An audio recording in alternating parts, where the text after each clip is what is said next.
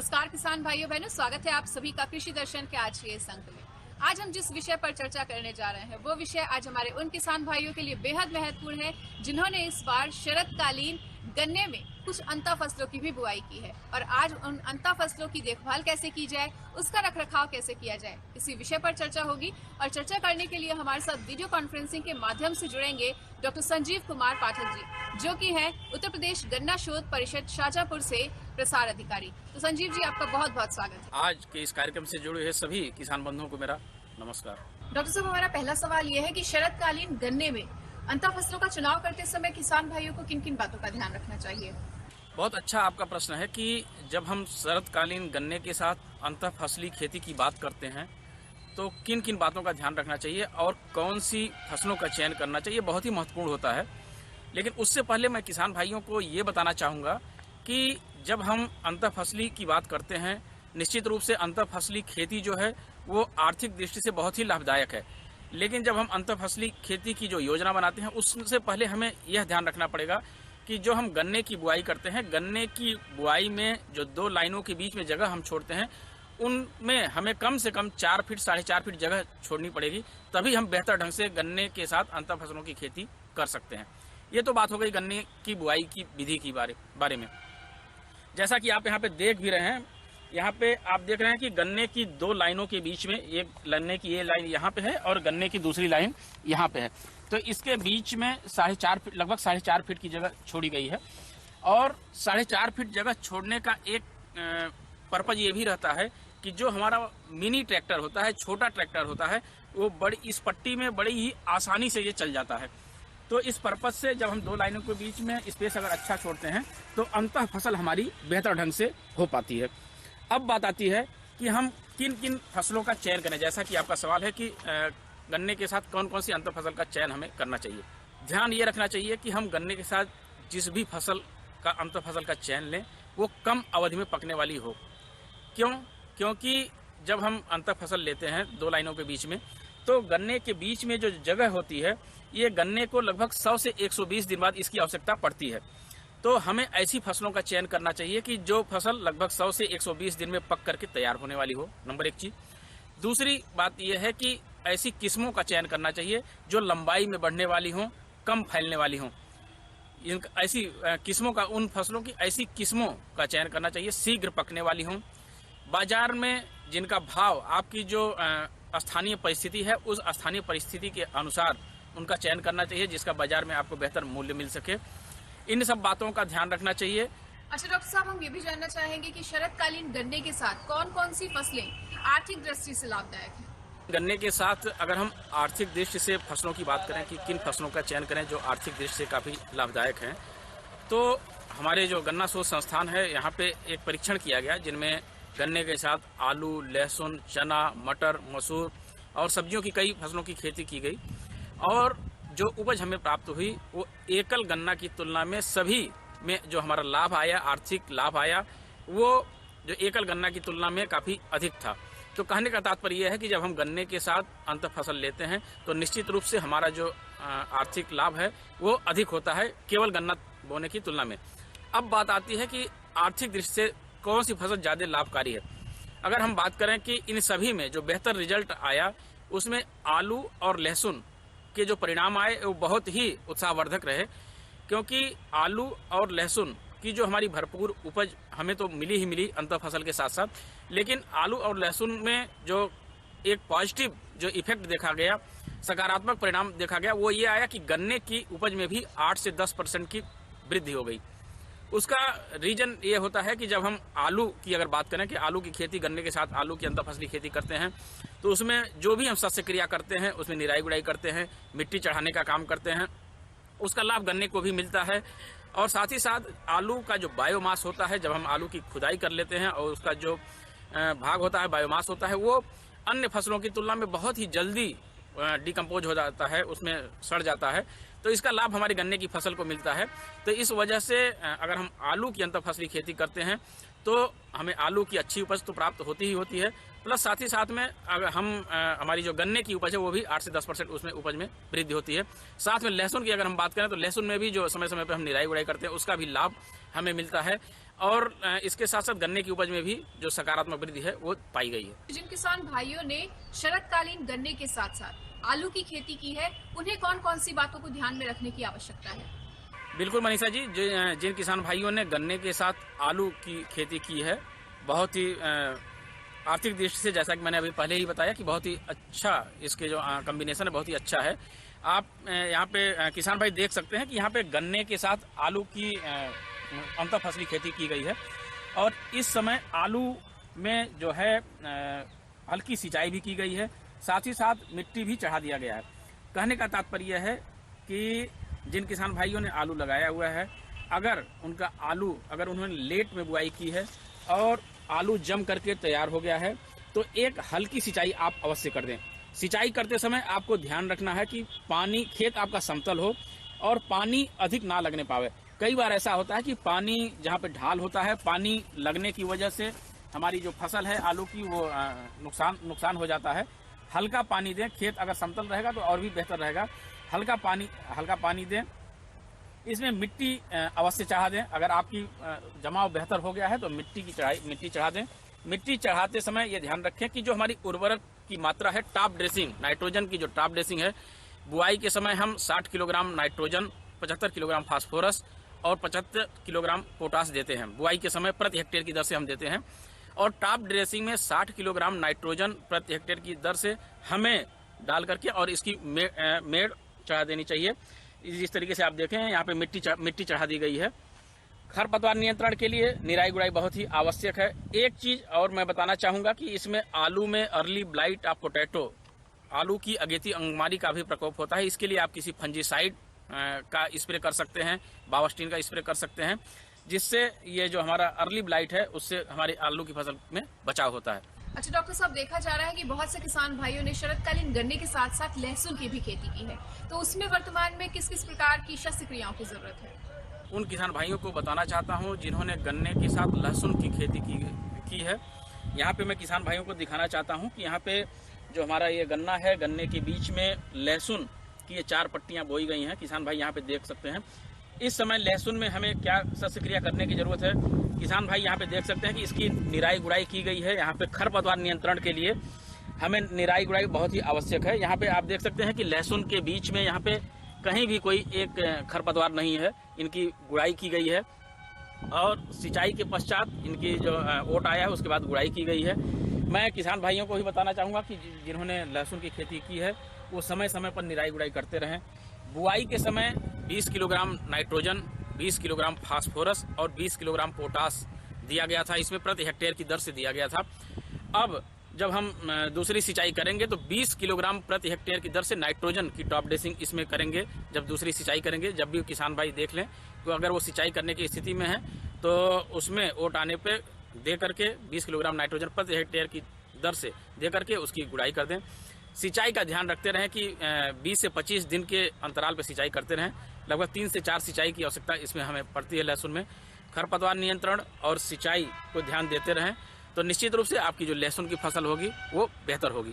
अच्छा डॉक्टर साहब, शरतकालीन गन्ने के साथ साथ जिन किसान भाइयों ने कुछ दलहनी फसलों की बुआई की है, जैसे चना, मटर, मसूर, तो उन किसान भाइयों को किस किस तरह का प्रबंध करना चाहिए?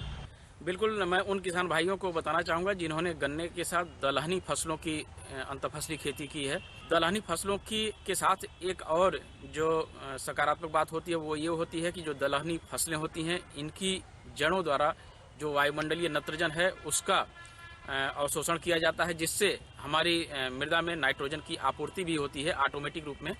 तो दलहनी फसलें जो हमें हैं, दलहन के रूप में हमें तो उत्पादन मिलता ही है, साथ ही साथ हमारी मृदा की उर्वरता के वृद्धि में भी इनका महत्वपूर्ण योगदान होता है। मैं यहाँ पे दिखाना चाहूँगा कि जो गन्ने के साथ जिन किसान भाइयों ने मटर की बुआई की है, यहाँ पे मटर की बुआई की गई है। आप देख सकते हैं 3 लाइनों में मटर की बुआई की गई है और जमाव हो गया है। इसमें बुआई के समय 10 किलोग्राम नाइट्रोजन, 20 किलोग्राम फास्फोरस और 10 किलोग्राम पोटास प्रति हेक्टेयर की दर से इसमें दिया गया है। और इसमें किसान भाई देख लें कि अगर इनकी फसल अगर और बड़ी हो गई है तो 2 सिंचाई की आवश्यकता होती है। 2 सिंचाई इनकी जरूरत होती है फूलने से पहले और फलियां बनते समय, फलियां बनने के पहले 2 सिंचाई की आवश्यकता पड़ती है। तो समय समय पर इसकी सिंचाई करते रहें। साथ ही साथ अगर इसमें खरपतवार हो गए हैं तो उसकी निराई गुड़ाई कर दें, जिससे खरपतवार नियंत्रण बेहतर ढंग से होता रहे। हम किसान भाइयों को चने के खेत में दिखाएंगे कि चना के साथ जो अंतरफसली की गई है, चना है और मसूर की भी अंतरफसली खेती की गई है, उसे भी हम किसान भाइयों को दिखाना चाहते हैं। पे किसान भाई देख सकते हैं कि गन्ने की 2 लाइनों के बीच में चने की भी अंतरफसली खेती की गई है और बुआई के समय इसमें 10 किलोग्राम नाइट्रोजन, 30 किलोग्राम फास्फोरस और 10 किलोग्राम पोटास इसमें बुआई के समय प्रति हेक्टेयर की दर से दिया गया है। अब इसमें टॉप ड्रेसिंग की जरूरत नहीं होती, जैसा कि मैंने आपको पहले भी बताया कि दलहनी फसलों द्वारा नाइट्रोजन का अवशोषण, मृदा में वायुमंडलीय नाइट्रोजन का अवशोषण किया जाता है, स्थिरीकरण किया जाता है इसमें, तो टॉप ड्रेसिंग की आवश्यकता नहीं पड़ती है। चने को कम पानी की आवश्यकता पड़ती है, तो 1 सिंचाई फूल आने से पहले इसमें चने में किसान भाइयों को देना चाहिए। आप किसान भाई देख सकते हैं गन्ने के साथ मसूर की अंतरफसली खेती की जा रही है और इसमें भी जो हमने बताया आपको बुआई के समय उर्वरक दिया गया था वो 10 किलोग्राम नाइट्रोजन, 30 किलोग्राम फास्फोरस और 10 किलोग्राम पोटास प्रति हेक्टेयर की दर से ये बुआई के समय दिया गया था। अब इसमें टॉप ड्रेसिंग की जरूरत नहीं है। किसान भाई समय समय पर इसमें खरपतवार नियंत्रण के लिए निराई गुड़ाई कर दें और सिंचाई 2 सिंचाई इसमें करने की जरूरत होती है, तो उसमें देख लें कि जब आवश्यकता हो तो इसमें फलियां बनते समय, फूल बनने के पहले इसमें सिंचाई कर दें। बाकी इस समय यही जो है शस्य क्रिया इसमें इन जो दलहनी फसलों में करने की जरूरत है, टॉप ड्रेसिंग की आवश्यकता नहीं है। अच्छा डॉक्टर साहब, तो गन्ने में अंतर फसलों की देखभाल से जुड़ी हुई तमाम जानकारियां तो आपने हमारे किसान भाइयों के साथ साझा की ही, साथ ही ये भी जानना चाहेंगे कि इस वक्त गन्ने में किस प्रकार के प्रबंधन की जरूरत है। गन्ने में अगर इसमें प्रबंधन की अगर हम बात करें तो किसान भाई ये देख लें कि उनका गन्ना किस स्थिति में है। जैसे यहाँ पे आप गन्ना देख रहे हैं कि इस गन्ने की बुआई 1 अक्टूबर को की गई थी और 1 अक्टूबर को जब की गई थी इसमें करीब 25-30 दिन बाद जमाव बेहतर हो गया। उसके बाद एक हल्की सिंचाई इसमें की गई थी।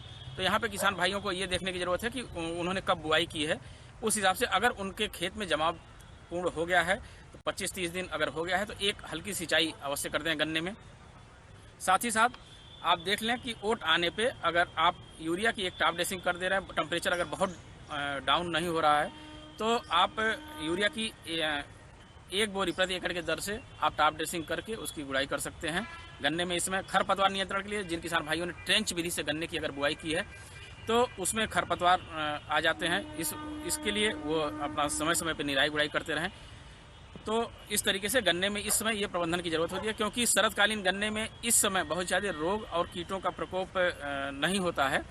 तो इस समय कोई इस तरह की बीमारी या जो हमारी नई फसल है, जो शरतकालीन गन्ने की नई फसल है, उसमें कोई कीट या बीमारी का प्रकोप फिलहाल अभी कुछ ऐसा नहीं देखने को मिलता है।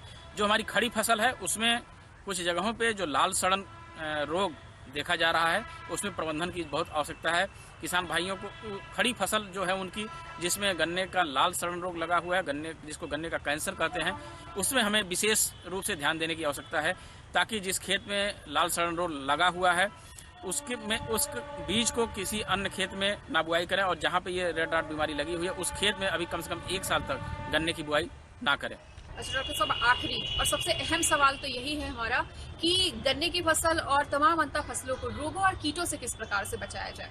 अंतर फसलों में जहाँ तक कीट और बीमारी का प्रश्न है तो जो आलू की फसल, जैसा कि मैंने आपको पहले भी बताया कि इसमें आलू की अगेती अंगमारी और आलू की पछेती अंगमारी का प्रकोप होता है, जिसमें पत्तियां भूरे हो जाती हैं और एकाएक 3 से 4 दिन के अंदर ही सब सूख जाती हैं। तो अर्ली ब्लाइट ऑफ पोटैटो और लेट ब्लाइट ऑफ पोटैटो के कारण होता है, तो उसमें फंजीसाइड की आवश्यकता होती है।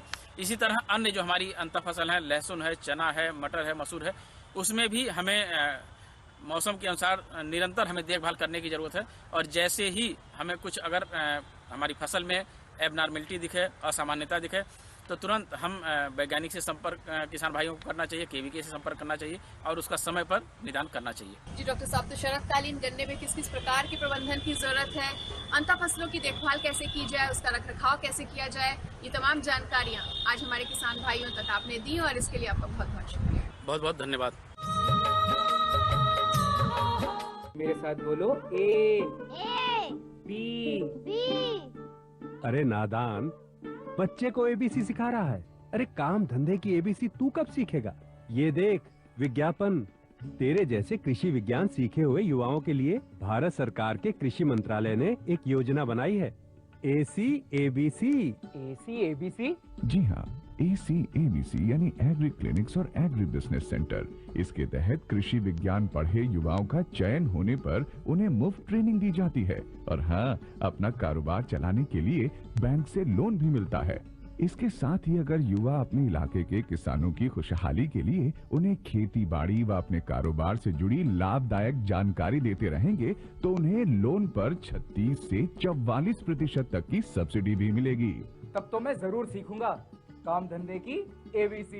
शाबाश, चलो अपनाएं स्वरोजगार, खेती में हो विकास अपार। खुशबू की फुहार में, स्वाद की बहार में, तरक्की की तानों में, खिलती मुस्कानों में, हरे भरे पौधों में, बड़े बड़े सौदों में, मधुर भिनभिनाहट में, खुशियों की आहट में, बागवानी मिशन, हमारी चाहत, आपकी मुस्कुराहट। हर जोखिम से निकल कर फसल आए, सुरक्षित हो जाए। फसल बीमा से हर किसान अब आत्मनिर्भर हो जाए। अब सूखा पड़े या बाढ़ आ जाए, कोई डर नहीं। अब ओले पड़े या कीट पतंगे फसल खा जाए, कोई फिक्र नहीं। अब कैसी भी आपदा हमारी फसल पे आ जाए, क्षति होने पर हमारे दावों का उचित भुगतान मिलता है, क्योंकि हमने लिया है प्रधानमंत्री फसल बीमा। बुआई से फसल कटाई तक हर जोखिम का दावा, न्यूनतम प्रीमियम पर अधिकतम भुगतान का वादा। योजना से हर साल जुड़ रहे हैं 5 करोड़ से ज्यादा किसान। अब आपकी है बारी। नजदीकी कृषि कार्यालय, सहकारी समिति, बैंक शाखा, अधिकृत बीमा कंपनी या जन सेवा केंद्र में स्वेच्छा से करा सकते हैं पंजीकरण। फसल बीमा पोर्टल या फसल बीमा ऐप द्वारा भी किया जा सकता है पंजीकरण। प्रधानमंत्री फसल बीमा योजना, आपकी फसलों का संपूर्ण सुरक्षा कवच। कृषि एवं किसान कल्याण मंत्रालय, भारत सरकार। प्रदेश में धान की कटाई प्रारंभ हो गई है। धान की कटाई मुख्यतः 2 ढंग से की जा रही है, एक कंबाइन हार्वेस्टर से और एक हाथ से या रीपर से। ये पिछले वर्षों में देखा गया कि धान की कटाई के बाद चूंकि गेहूं की बुआई हमें 15-20 दिन के अंदर करनी होती है, तो किसान भाई जो धान का स्टबल है उसको जला देते हैं। यह जलाना पर्यावरण के लिए सबके लिए नुकसानदेह है। जहाँ एक तरफ ये पर्यावरण में प्रदूषण पैदा करता है, पर्यावरण में धुआं होने से लोगों को बीमारी हो जाती है, लंग्स की बीमारी हो जाती है। और इस समय आप देखिए कोरोना काल में लंग की बीमारी सबसे ज़्यादा प्रभावित करती है। अगर किसी को धुएं के कारण लंग की बीमारी हो गई तो उसका आदमी का बहुत नुकसान होगा। इसके अलावा ये मिट्टी को बहुत नुकसान पहुंचाती है। मिट्टी का जो सॉइल का मित्र कीट है ये मर जाते हैं, नमी को नुकसान होता है, प्लस उर्वरा शक्ति में कमी आती है और हमारे पैदावार में कमी होती है। तो यह इससे कई तरह के नुकसान हैं। अतः प्रदेश विभाग, केंद्र सरकार, राज्य सरकार सब मिलकर ये अनुरोध कर रहे हैं किसानों से कि पराली न जलाई जाए। इसमें सुप्रीम कोर्ट और राष्ट्रीय हरित अधिकरण में मुकदमे चल रहे हैं और सुप्रीम कोर्ट का स्ट्रिक्ट आदेश है कि पराली किसी दशा में न जलाई जाए। पराली जलाने पर एनजीटी का आदेश है, उसने उसको संज्ञेय अपराध घोषित कर दिया है। प्रदेश सरकार ने इसको देखते हुए पर्यावरण क्षति वसूली का 1 एकड़ में अगर पराली जाएगी 2,500 रुपये, 1 एकड़ ज्यादा ली गई 5 एकड़ तक 5,000 रुपये का, और 10 एकड़ से ज्यादा 5 एकड़ से ज्यादा पे 15,000 रुपये तक का वसूली का प्रावधान है। और बहुत दुर्भाग्य की बात है कि लास्ट ईयर जो घटनाएं घटी थी, पूरे प्रदेश में 4,230 जलने की घटनाएं घटी थी। इसके लिए शासन प्रशासन बहुत स्ट्रिक्ट एक्शन ले रहा है और दोषियों के विरुद्ध कार्रवाई की जा रही है। केंद्र सरकार, राज्य सरकार के सहयोग से फसल अवशेष को प्रबंधन करने के लिए एक योजना चलाई जा रही है, इंस्टीट्यूट मैनेजमेंट, जिसमें इंडिविजुअल किसानों को, व्यक्तिगत किसानों को 50% सब्सिडी पर 14 तरह के यंत्र उपलब्ध कराया जा रहा है, जिसमें मुख्य हैं super star management system, mulcher, paddy star chopper, shredder, श्रम master, rotary slasher, baler, reversible MB plough, self propelled reaper, happy seeder, super seeder zero till seed cum fertility, जिसमें सुपर सीडर और हैप्पी सीडर का उपयोग फसल और से जब आपका स्टेबल खड़ा हो, पराली खड़ी हो, उसी दशा में गेहूं की बुआई में प्रयोग किया जा सकता है। यह अनुदान, इसके अलावा समूहों को 80% अनुदान पर यंत्र उपलब्ध कराया जाए, जैसे 5 लाख तक रुपए तक के यंत्र इंस्टीट्यूट योजना से प्लस 5 से 15 लाख तक के यंत्र जो दूसरी योजना यंत्रीकरण की उससे उपलब्ध कराए जा रहे हैं। आप लोग अधिक से अधिक यंत्रों खरीदिए, जो सरकार, राज्य सरकार, भारत सरकार जो सुविधा दे रही है उसका लाभ उठाइए और यंत्रों का क्रय करके उनको जो भी पराली है उसको खेतों में ही नष्ट कर दीजिए और उसको सड़ा करके खाद बनाई जाए। इसके लिए प्रदेश सरकार ने का जो कंबाइन हार्वेस्टर कटाई हो रही है उसके साथ सुपर एसएमएस का अनिवार्यता प्रयोग करना आवश्यक किया है। इसके साथ अगर कहीं सुपर एसएमएस नहीं है कंबाइन में तो उसमें मल्चर का, शेडर का, बेलर या एक्स्ट्रा रैक का उपयोग किया जाए, जिससे जो स्टेबल है, पराली है जो खड़ी दशा में, उसके छोटे छोटे टुकड़े बन करके वो जमीन पर फैलाई जा सके और इसको फिर पानी लगा करके साथ में वेस्ट डिकम्पोजर का प्रयोग करके इसकी खाद बनाई जा सकती है। वेस्ट डिकम्पोजर का प्रयोग करने से जो खाद बनाई जाएगी उससे मिट्टी की उर्वरा शक्ति बढ़ेगी और आपकी उपज की बढ़ोतरी होगी। इसके अलावा राज्य सरकार ने एक प्रोविजन और किया है कि जो पराली है अगर किसान उसको और अन्य उपयोग में लाना चाहता है तो उसमें ला सकता है, प्लस इसको निराश्रित गौ आश्रय स्थलों में पहुंचाया जाए। इसके लिए राज्य जिलों को आदेश दिए गए हैं कि इनको इकट्ठा करने की व्यवस्था की जाए और निराश्रित गौ स्थलों में पहुंचाया जाए, जिससे गौओं को, जो वहाँ पशु हैं, उनको चारा आसानी से उपलब्ध हो जाए, क्योंकि इसको 25% चारे के रूप में इस्तेमाल किया जाता है। प्लस इसके साथ ही गौ आश्रय स्थलों में ये बिछावन का काम भी करेगा, अन्य काम में भी आएगा।